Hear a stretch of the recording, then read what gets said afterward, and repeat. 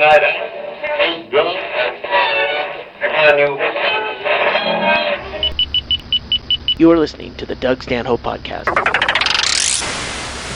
All right, we're in, I don't know, we're overlooking a river somewhere. We're in fucking New York. Rochester. We're in Rochester on a day off before a Rochester gig. 3 more gigs to go on the most depressing tour of all time. But we'll get to that when we get home. And this isn't even the Shittown tour. No, it should have been the Shittown tour. There's so many towns that were on this where I go, I can't call the whole New England upstate thing the Shittown tour, but they're just as shitty as the Shittown tours. Almost all of them. Fucking Hartford, Manchester. The worst Mexican food we found. That wasn't Manchester. That's actually where we found Mexican food that was good because we were in a really shitty area. There's a lot of shit up here. It's a fucking garbage part of the country. I don't know what show I was at where I was melting down, as I've been slowly melting down over most of this.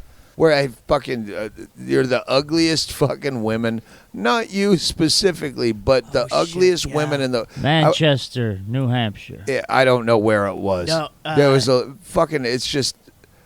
You were on stage telling them how horribly ugly I remember sitting were. in the van beforehand telling Junior, I was going through the, I wish they could all be California girls, and they had to open with East Coast girls. They're really slick.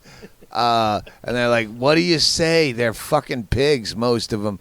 I really dig the styles they wear.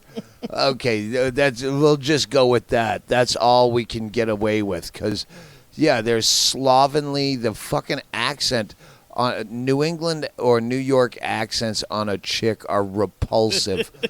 Absolutely fucking repulsive.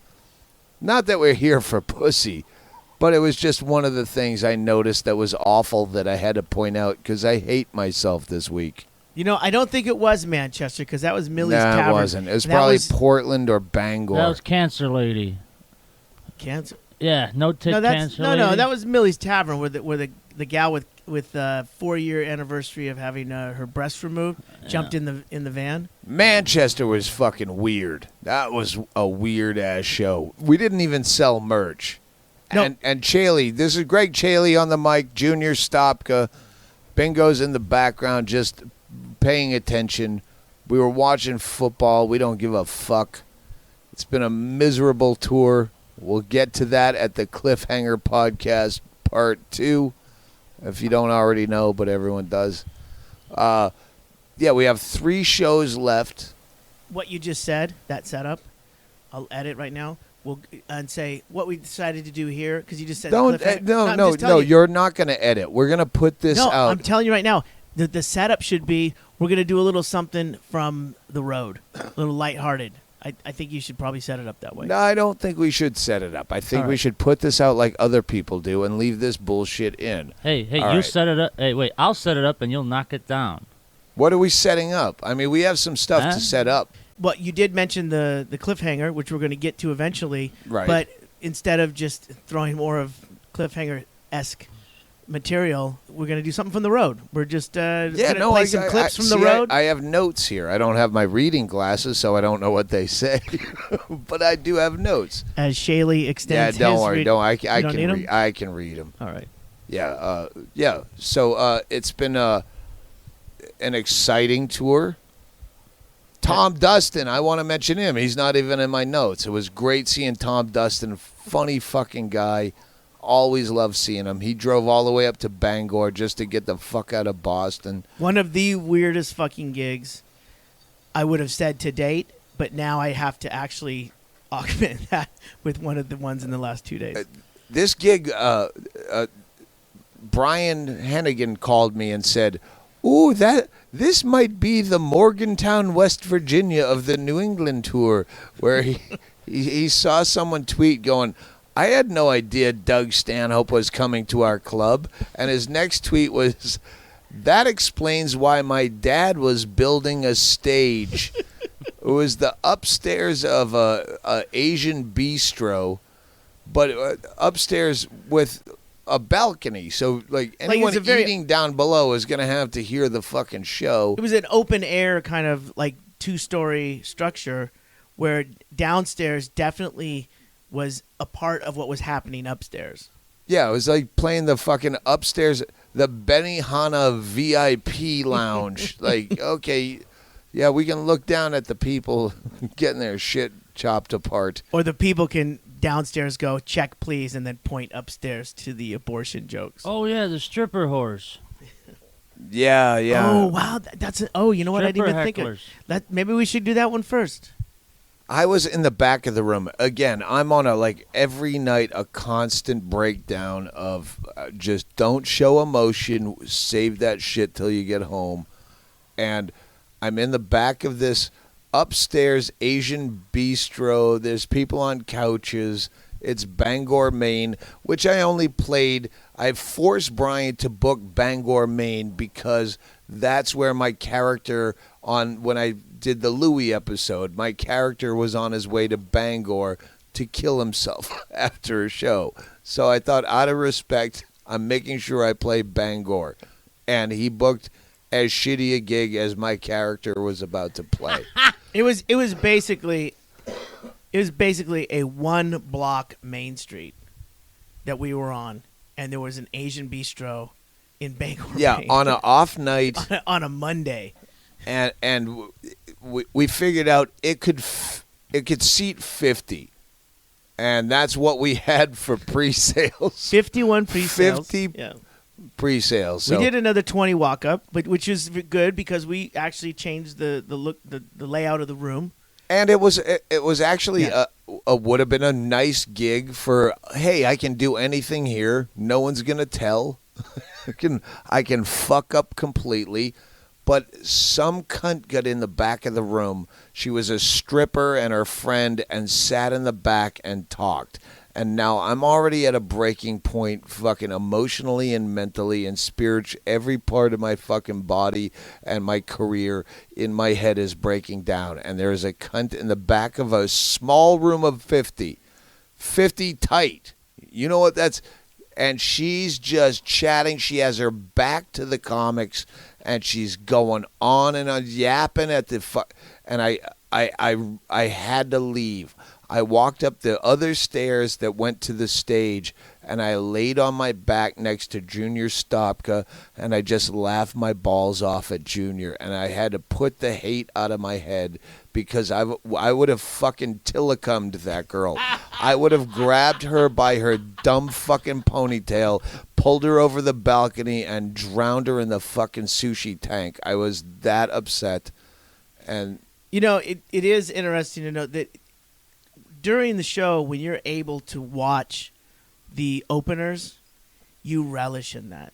You enjoy it because I can never watch the never openers happens. because Never happens. usually you're in a place where if you're out in the crowd, they're going to go, oh, stand up. I fucking drove all the way from Dartmouth to fucking hang in the thing.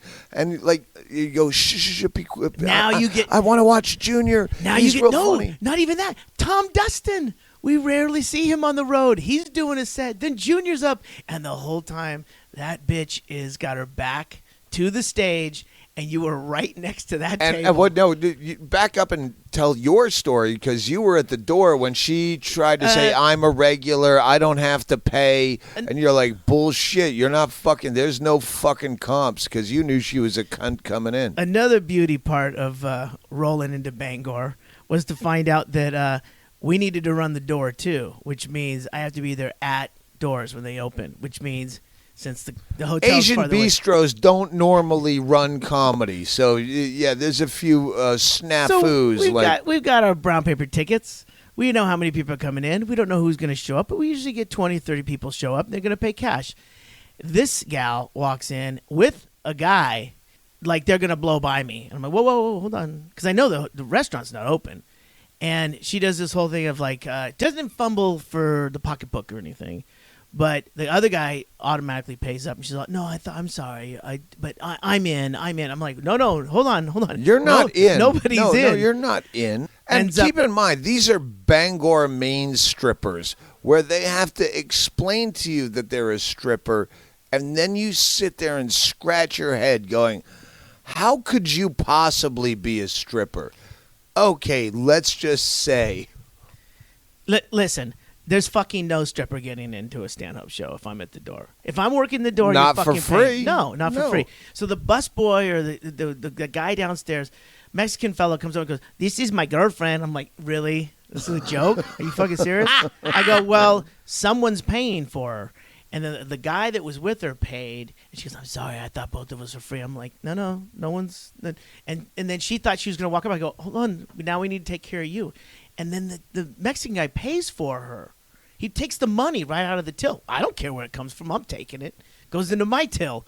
But absolutely, that is the sign that this is going to be a problem. These are people that don't want to listen to the Always show. charge people to get in. They have a vested interest. There's value added to the show when something comes out of their pocket. And there was no value added to the show because that money came out of the fucking till by some fucking poor Mexican dupe who thinks she really likes me. Whatever. And she fucking chatted, and I went up and I fucking snapped on her, and she thought, yeah, Bingo, if you had a mic and you weren't tucked up in bed, you could add in on this. Bingo called her a cunt. Oh, no, that's Shut right. up and call her a cunt. I called her a cunt several times during the show. I talked about how fucking ugly she was, how she's ruining the fucking show.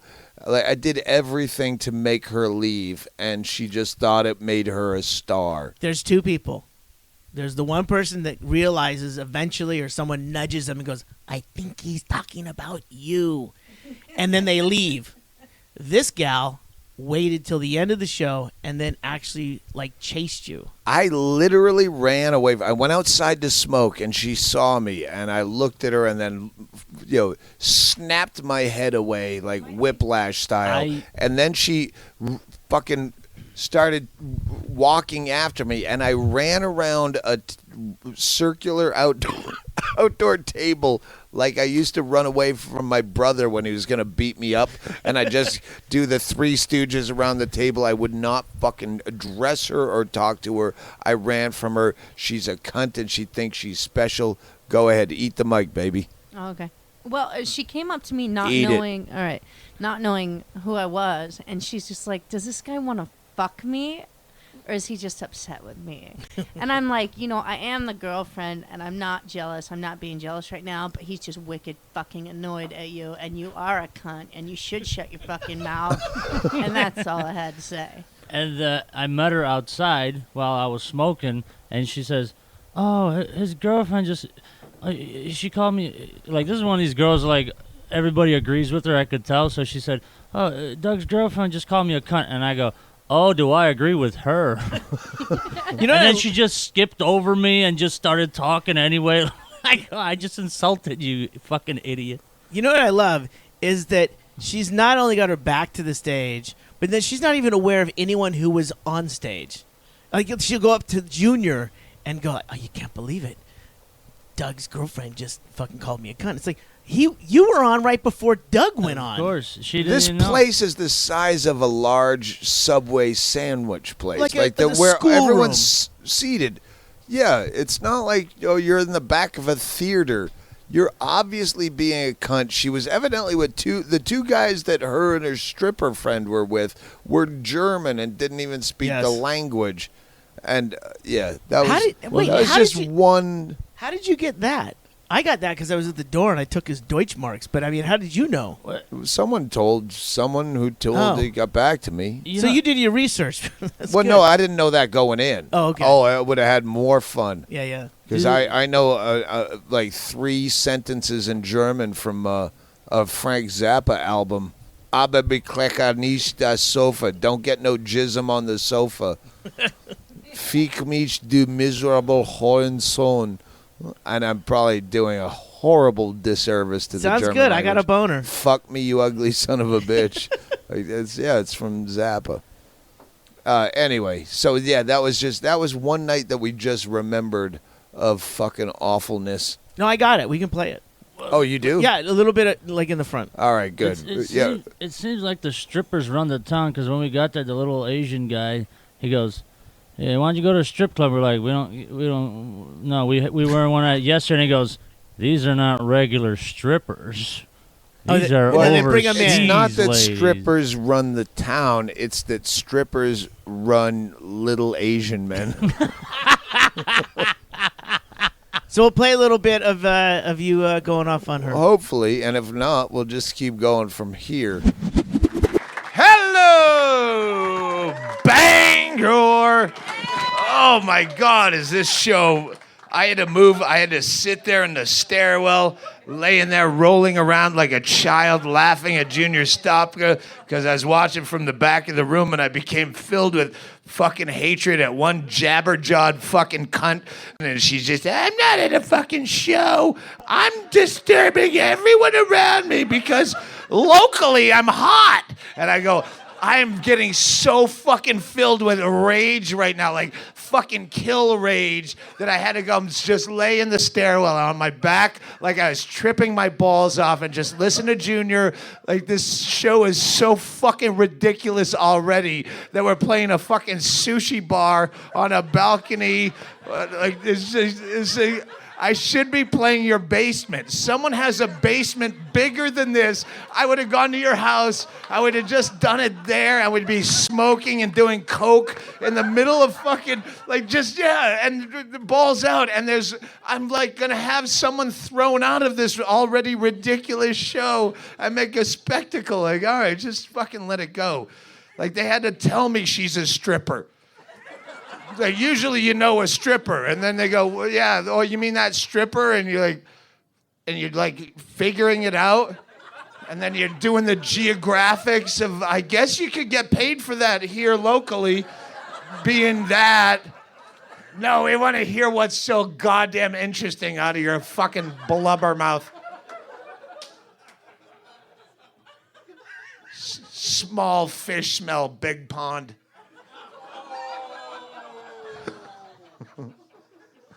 Don't worry, she's still not fucking listening. I'm sure she's still fucking back there. Blah, blah, blah. And then I bought a Miata. I bought a Mazda Miata, and it was, but then it broke down, and then I had to have fucking Tom Custer fucking come tow it. And they're like, "Really? Show your tits." Ugh. I want you to be back there to give me the light when this fucking goes awry, so I know. I just want a fucking story out of this. We did all of the New England states, and the southern ones are a problem. Connecticut, Providence, Massachusetts, because that's friends and family hour. And if I'm not in the mood, and this tour, I was definitely not in the mood to be social. But you have friends that you've known since you were 5, but haven't known since you were 18. And your brother, your only family my brother, left. yeah. He's up in that area as well, so he jumped on tour for a couple of nights. And it's not that I don't like them. It's just sometimes this is my fucking job, and I really have nothing to say. I have nothing to say to anyone. I want to crawl into a fucking tube and die after the show. But I got to put on my sister-in-law is the only one nice enough to not show up, because if you know the Showtime special, No Refunds, I referred to her in No Refunds as a humorless cunt. It's during the I Hate the Jews bit. And it wasn't about her at all. As an aside, I said my brother converted to Judaism because the first humorless cunt that would fuck him twice, he had to convert to marry. And the whole thing is how Jews themselves are pretty fucking racist. I don't want you marrying a non-Jew. Like if I said, "Oh, well, my mother, she doesn't like me. She doesn't want me to marry a black girl," and I quote her, "Oh, you can't marry a nigga." Like that would be a bad thing. But yeah, Jews can say, "Oh, my mother doesn't want me to marry a goyim." A Schwarzer. No. No, Anyway, no. the point being, when I talked about my brother converting to Judaism, I referred to her on that special as a humorless cunt. She doesn't watch my comedy. So she just found out recently that I had said that by other people telling her, those are the best friends. You fucking assholes, the best friends in the world that will call. I don't search my name on fucking Google because I can't take the beating anymore. But there's always a good friend of mine that will go, hey, did you ever go to this website? They're talking so much shit about you, and I've been sticking up for you. Why would you tell me that? You're a fucking cunt. I don't Google my name. I don't want to hear it. Well, she has friends like that. Oh, your husband's brother's playing in town. I guess you're not going to go since he called you a humorless cunt on Showtime. So she's just found out about this. Has no context for it. Just knows I called her a humorless cunt. And we've had a contentious relationship, especially early on. She's a psychotherapist, and then if I say retard, can't say that. So she never watched me. And anyone who thinks I'm not funny, I assume, is humorless.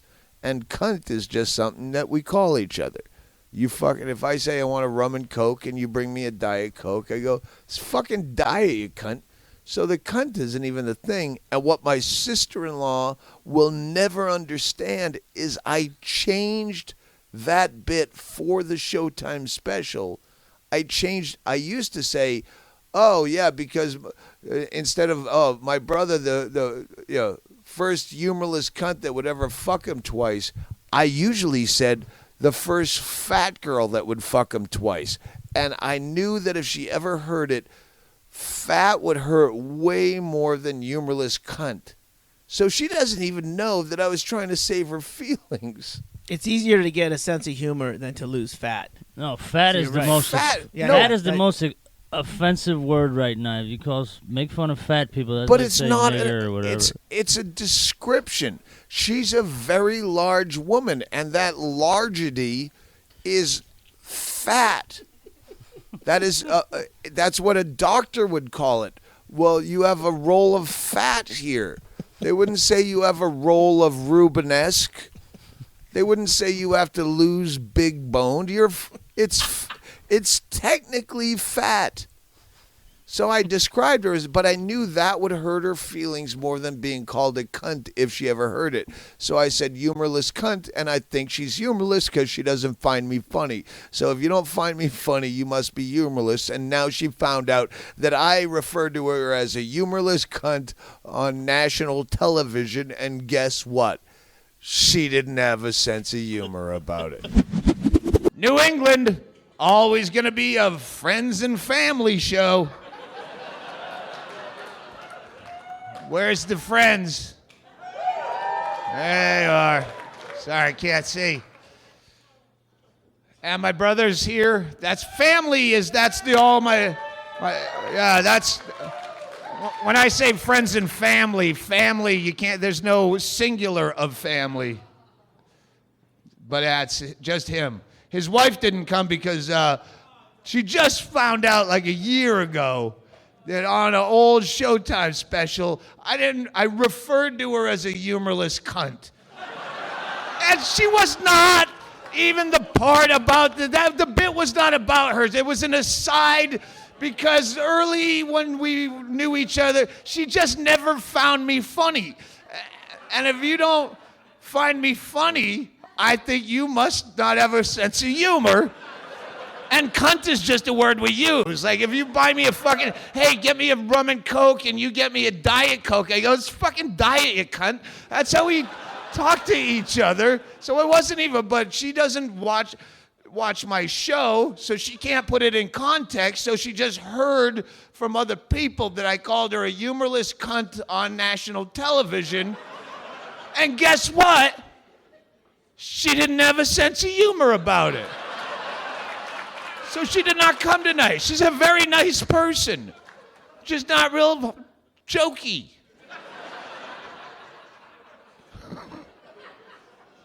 The whole bit was about how my fucking brother's a cunt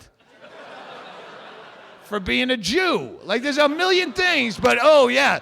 You know what? That's what people do. They find the one thing that's upsetting to them and make it all about them. How about the Jews and my brother? Like all the other people. Anyway. This set will go awkwardly, so just enjoy it and just drink a lot, because it's gonna...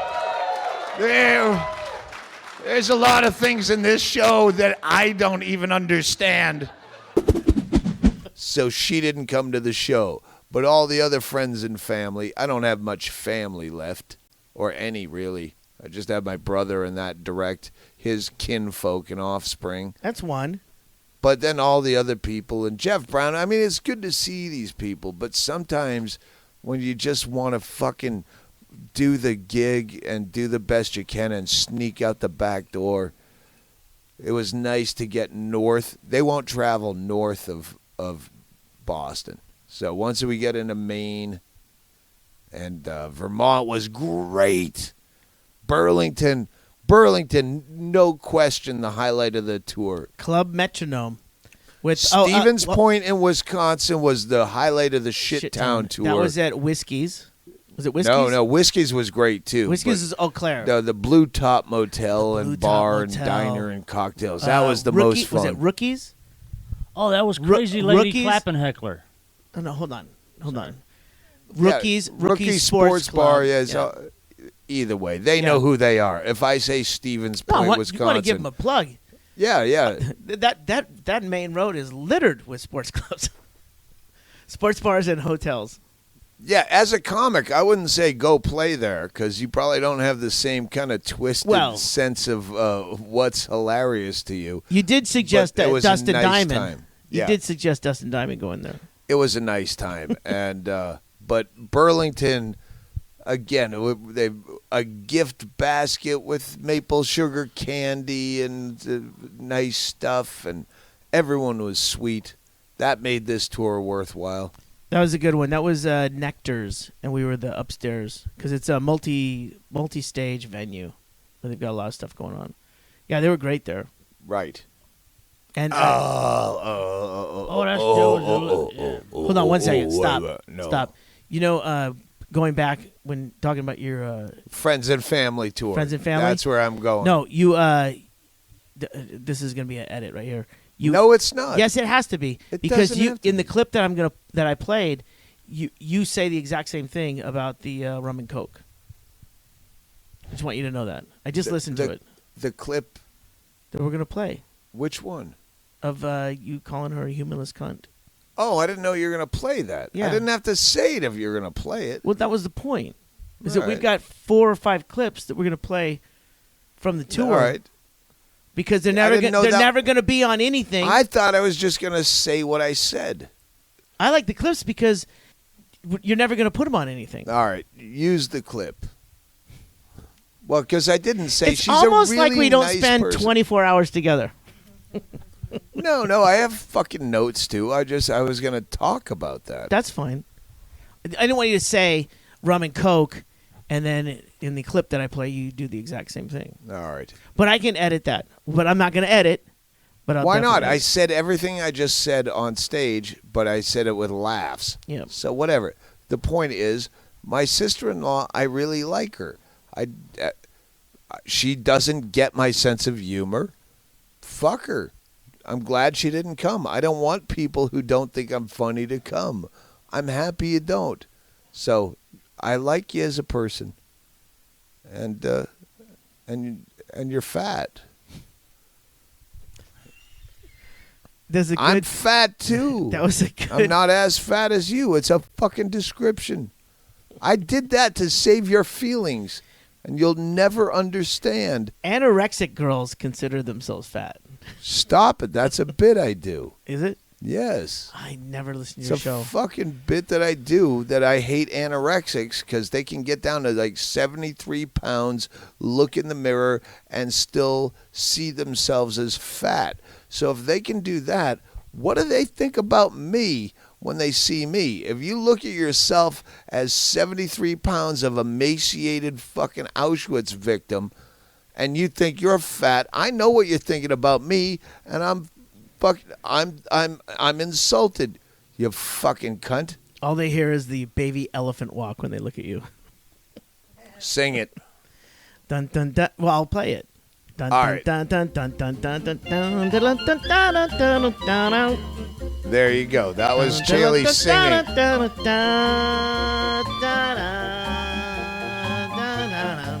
That was Chaille singing. See? You Humming. edited in that fucking thing, and now I said that was you singing.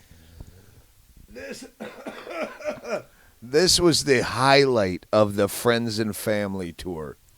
Because my first girlfriend, Christine, from when I was 16, also my brother's first girlfriend, like serious girlfriend, she already had 2 kids when I was dating her. She was like 18 or 19, and I was like 16. Yeah. Now, yeah, you the know, 2 older kids. We're gonna play this. I know. Okay. Yeah, I'm setting this one up. Okay. I know we're going to chime in with this. I do have to tell you that I kind of knew you were going to do it, but I had no idea you were going to go into the detail that you would end the I was history. laughing No. all fucking day when I You thought were of this. so quiet in the car, and I'm like, oh, finally, he's like putting things together. It's like, no. Oh, He it was was. thinking about one thing. Well, hang on. Okay. This was early Boston. 80s. Hold on. Early This 80s. is the Boston show. I'll set it You up. setting all this up? Yeah, I'm setting it up. So we're playing Boston. She had already been at alone at the Providence show. She Yeah. says she's coming to Boston. Again, now she's fucking, I don't know, I'm 46. She's almost 50. Great chick. But I used to babysit her 2 kids when I was dating her as a 16 or 17-year-old. She already had a baby and a toddler, and I was the meanest fucking guy. That's all the if you She know left my you in if charge? you know my history, you know I'd be the shake the baby parent. I was that guy. I was so as a 16-year-old I was like fighting, shaking. I'd scream. The kids would scream from their fucking playpen, and I'd scream louder back at them. I was like an awful person. I guess we can admit that she's probably not a good decision maker to begin with. Well, So putting you in charge of the kids is just another bad decision in a series of long. I had bad no decisions. idea that I was white trash when I was growing up. My first girlfriend is my brother's first girlfriend, ex, and now I'm dating her, and he's off in the Marine Corps, and now It's like handing down a catcher's mitt. Like when he grows out of it, he gives it to you. she had a 3rd kid after I left with a new guy. So she has 3 kids, and the youngest one, Do you have another brother that I don't who know I about? always swore would be like a fire starter genius. She was weird since she was a kid. Every time I'd go back to Massachusetts, I'd see her, and this was the youngest kid, so it'd be around, and it was a weird fire starter kind of, too smart for its own good kind of child, evil. But I go, that kid's going to turn into something. I don't know what. A comic or a serial killer? Yeah, one of those. Yeah. Well, she turned into a comedian. She does sketch comedy, and I don't know if she kills folks, but and so I'm doing Boston, and when I saw Christine, her mother, in Providence, I said, yeah, you know what? I was drunk. I go, yeah, fuck it. Put her up on stage. I don't want to throw anyone to the wolves, especially a new female comic in front of my fucking asshole audience. But that night I was drunk. I'm like, fuck it. Put her up. Just let her take the bullet. So we did in Boston. And once I had her booked, I thought, this is the first time I will ever have a comic on the stage with her mother and sister in the audience where I could say this. Speaking of stolen, my plan originally I was very excited for, if the Orpheum were nearby enough, I was going to go pay $60 to see Dane Cook just to see what he opened with on stage and then come over here and steal the exact same opening bit. And that was a fucking hilarious idea, but it was too close to my showtime because I did not want to miss India Pearl, who opened here, because in 23 years of comedy, there's not a lot of firsts anymore. This is the first time I can honestly say to another comedian that I just worked with too, I fucked your mother. And I really did fuck her mother, who is here somewhere, sitting with India now, and I fucked your mother. You know I fucked your mother. She was my first girlfriend. Back when you weren't even born, I fucked your mother. I don't know what weight you were when you were born, but she was that much tighter. She already had 2 kids at that time, and your sister's here too. So you know that I fucked your mother. I just never said it to you. You're aware of it. We were a boyfriend and girlfriend. It's in our teens. But it never seemed appropriate to just look you in the face and go, I fucked your mother. There's no appropriate situation to say that except right here on stage.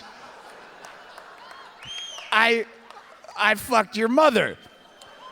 In fact, first time I ever did anal, your mother's idea. Your mother said, have you ever, this is absolutely true. You know me, I don't fudge the facts. Anal, first time, never looked back. To be honest, your mother ruined me for the front hole. In fact, as I think of it more, your mother's a couple years older than me. And she was like 18, I was 16.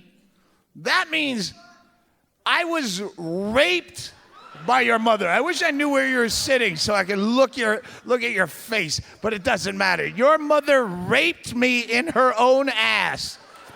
That's what happened between me and your mother. I was raped up her ass as a child, and you weren't even born. And your sister, who's probably sitting with you wherever you are, was in the next room screaming for Cheerios. And we go, we'll be right out, honey, after your mother rapes me up her own ass. But it gets better. Because I've never been able to say this on stage either. Your mother fucked my brother. You're aware of this because it was his first girlfriend too. My brother is sitting there in the wings. My brother fucked your mother. And he had a kooky trick. We're from Worcester. Yeah, you had to have the same girlfriend, and we fought about it a lot. He went off to the Marines. I needed a new girlfriend for my first girlfriend. My brother had a weird trick where he would, hey, you wanted to disturb your mother with your fucking talk about anal sex. I'm fucking laying some shit down. My brother had a weird trick, he told me, where he would blow into your mother's vagina and then press on her belly to create hilarious pussy farts. So your mother flew to Okinawa, where my brother was in the Marine Corps. If you're old school fans, Banana Lady. Yeah, he's right back there. Fucking, yeah, so she flies to Okinawa, and, you know, he fucks her repeatedly. My brother, having not had pussy that wasn't some girl, you know, you two stinko, Joe, you can't come, you gotta go. He was getting that pussy. So after my brother after a tired diet of Okinawan whores, sees your mother and fucks her repeatedly through the night and morning, and then tries to do that funny trick where he blows into your mother's pussy, but only now she's on top of him, and he squeezes on your mother's belly, and all the loads he's blown into her spill out on his face. One of the most horrifying stories. I don't think I ever fucked your mother after hearing that story, so I'm just saying. How's everyone else doing tonight? I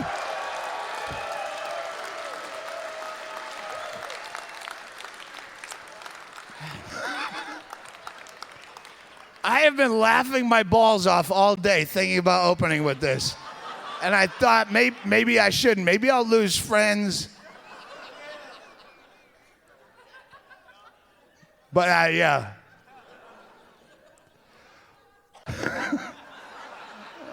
I had other shit I was going to say, and I just kind of blew that off, just thinking about I fucked your mother jokes that are absolutely true, and knowing they have to sit there and look at, or not look at each other, I'm assuming at this point. I was laughing the whole fucking time thinking about opening, and it was that kind of giggly last call, overtired laughing, thinking about opening with this.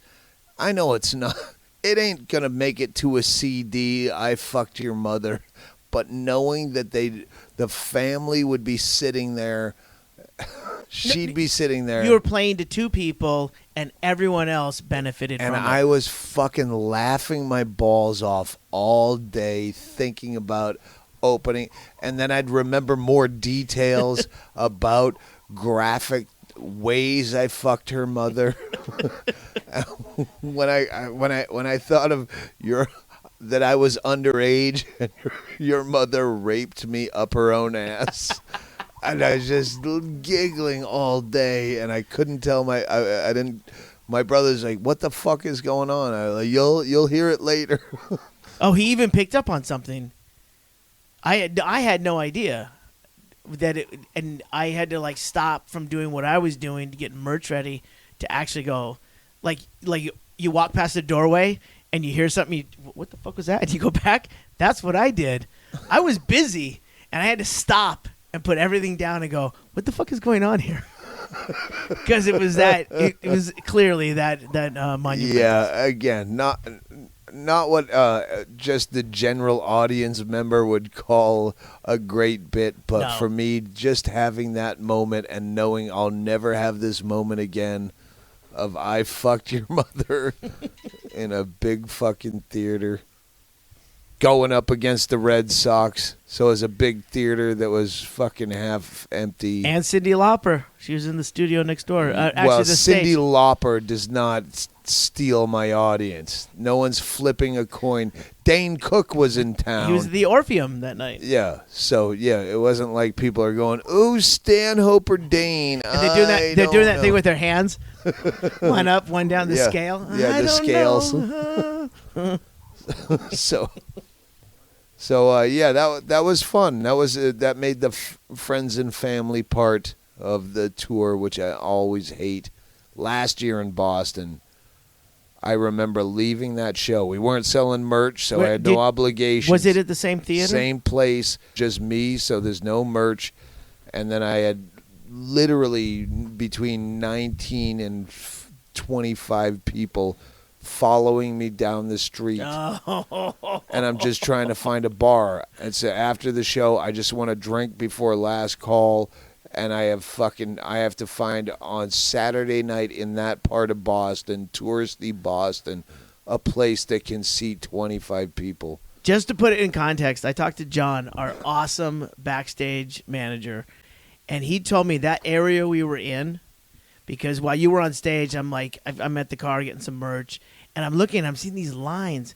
It's like 10, 11 o'clock at night. There are lines forming at these clubs, and he said, yeah, there are 4,000 people on the street at bar close. I go, who would do that? And the Red Sox just Yes. won The pennant. league championship to get into the World Series. So when we were backing out of there, I remember seeing a guy drunkenly swinging around a signpost, and not even one of the circular ones, the ones that's kind of like misshapen and trying to swing around it like it's a brass pole. He's swinging like a stripper on a squared pole.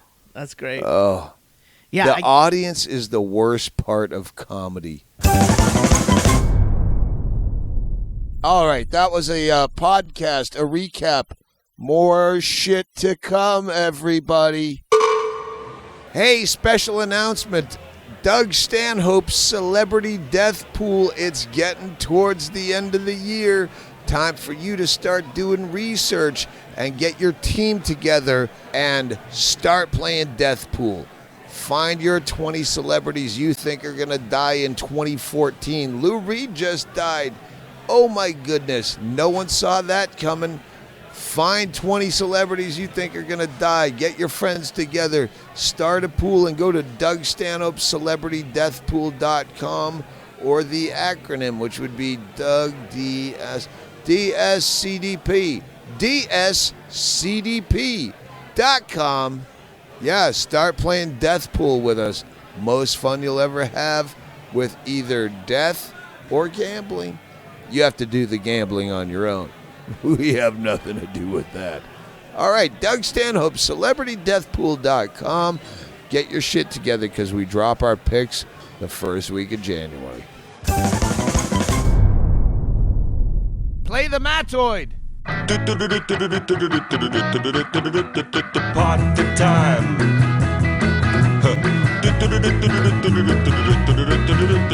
Party time. Party time.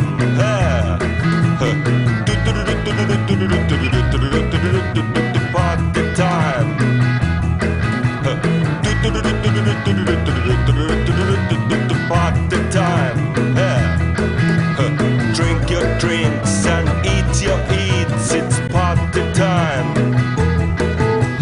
Laugh your laughs and heat your heats. It's party time. Smile your smiles and blue your blues. It's party time. Dance your dance and shoe your shoes. It's party time. Howl your howls and suck your socks. It's party time. Yeah. Oh baby, grab your craps and fuck your fucks. It's party time. Grab your craps and fuck your fucks. It's party time. Everybody, grab your craps and fuck your fucks. It's party time. One more. Grab your craps and fuck your fucks. It's party time. Here we go.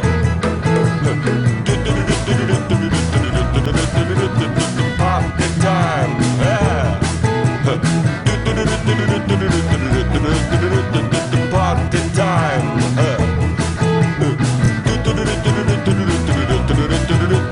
Party time. Yeah. Party time. Party time. Party time. Party time. Party time. Party time. Party time. Party time. Hey. Party